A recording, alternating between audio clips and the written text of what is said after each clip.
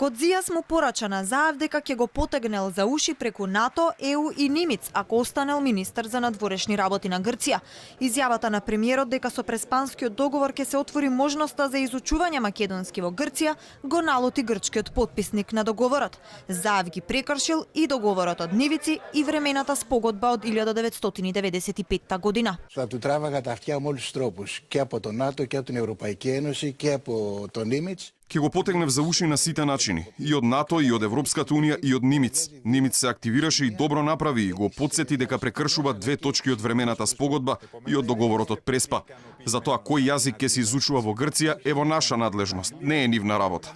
Треба да се промени и членот 49 од Уставот. ТВ Алфа уште пред 2 дена го праша владиниот портпарол дали Нимиц навистина имал телефонски разговор со Заев и интервенирал околу ситуацијава. Одговорот беше дека официјалниот став на владата е таков разговор не се случил. Во меѓувреме од Илинденска број 2 испратија до објаснување до грчката јавност, а вчера портпаролот Бошњаковски се објасни пред македонската јавност. Изразија жалење што некои коментари биле разбрани и протолкувани на погрешен начин. Премиерот во саботата во собранието во една од репликите кон опозицијата како дел од дебатата за уставни измени рече: Зборувате за македонците во Грција со толкав жар. И добро е тоа, но се прашиме што направивме досега за нив во овие 27 години. Честно, направивме ли нешто за нив? Преку пријателство, преку тргнување на овој горчлив проблем, што сите овие 27 години леблеше над нас, ни беше тек на тонење. Имаме поголеми шанси.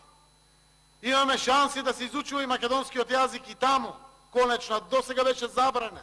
Табу тема беше. Па и грчкиот и овде и се изучува веќе.